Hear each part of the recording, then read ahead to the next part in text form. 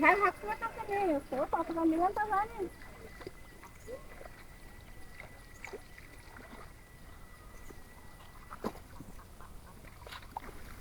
দিলাম তো।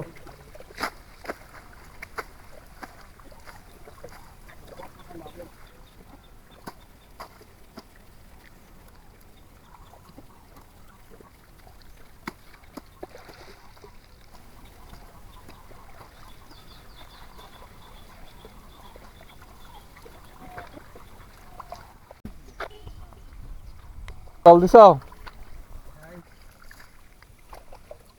মামুর সাথে দুই পারবা না কেউ?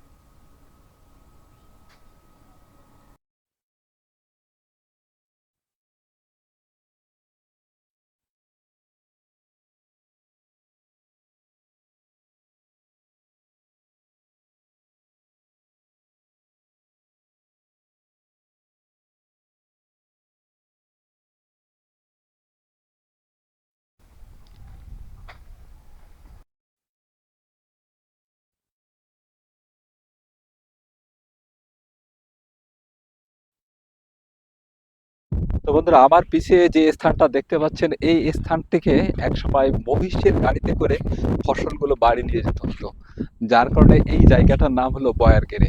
আর ওই যে দূরে যে জায়গাটা দেখছেন ওইটার নাম হলো খ্যাপতলা। তো আর এপাশে এই জায়গাটার নাম হলো গড়ান। অর্থাৎ এখানে জমিগুলোতে বৃষ্টির পানি জমে থাকে না, গড়িয়ে কিন্তু চলে আসে এই বিলের ভিতরে, এই যে এই বিলটার ভিতরে। যার কারণে এক এক জায়গার কিন্তু এক এক নাম। আবার কেউ বা দেখেন আর এই যে বিশাল বিলের চারিপাশে আকাশ, কত সুন্দর মনোরম দৃশ্য। আসলে এই দৃশ্যগুলো না দেখলে কখনোই আসলে বিশ্বাস করা যাবে না। আমি এখন যে রাস্তাটা দিয়ে দাঁড়িয়ে আছি, 2000 সালে এই রাস্তার উপরে এই পানি ছিল। অনেকে বললে আসলে অবাক হবেন, কিন্তু বয়স তো কম হলো না। সেই 2000 সালের বিশাল বন্যার স্মৃতি এই জায়গাটা আসলে মনে পড়ে। কারণ এই রাস্তাটা অধিকাংশ জায়গায় দড়ি বাঁধা ছিল, আর সেই দড়ি ধরে ধরে হাতে একটা লাঠি নিয়ে কিন্তু পার হইতাম।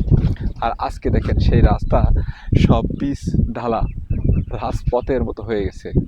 আর এই যে দূরে দেখেন, একটু আগে ঘন কালো অন্ধকার মেঘ ছিল, সেই মেঘ সরে গিয়ে রোদ বের হয়েছে। আর দূরের ওই গাছপালাগুলো চিকচিক করে হাসি দিয়ে বলছে যে কাজল কালো মেয়ের ঘোমটা পড়া কালো আকাশ সরিয়ে এই যে সোনালি রোদ্দুর বেরিয়েছে, তোমরা কে কোথায় আছো?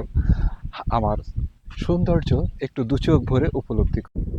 এখান থেকে যে বিশাল বিলটা দেখতে পাচ্ছেন, এই বিলের উত্তর মাথার অংশটার নাম হলো বড় গজালি। আর ওই যে দূরে যে দক্ষিণ মাথা দেখতে পাচ্ছেন, ওটা হলো ছোট গজালি। তো এই বড় গজালি যেখানে এই দূরে আম গাছগুলো দেখতে পাচ্ছেন, এখানে কিন্তু আগে প্রচুর পরিমাণে বেল মাছ হইতো। দুপুরের ক্লান্তি ভেঙে গরুগুলো ঠিক এভাবে দেখেন রাস্তার উপরে ঘুমিয়ে আছে। আর এপাশে হাঁসগুলো দেখেন বিলের পাট জাগের উপরে বসে বসে তাদের খাওয়া শেষে সযত্নে তাদের দেহ পরিষ্কার করছে।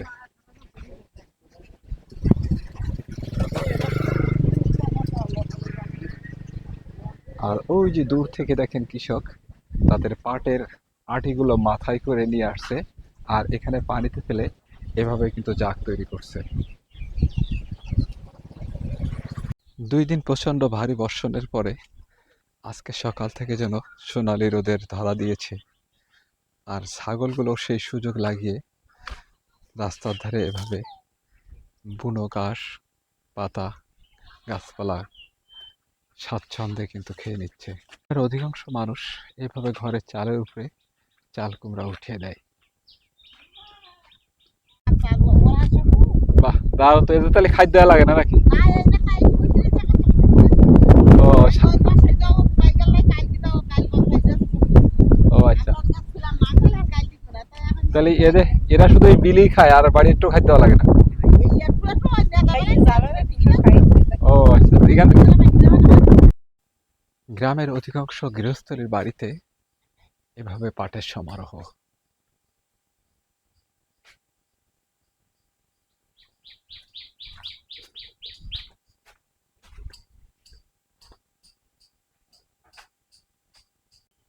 বর্ষার সময় কৃষকের মুখে শুধু পাট নয়, পাট কাঠেও কিন্তু হাসি ফোটায়।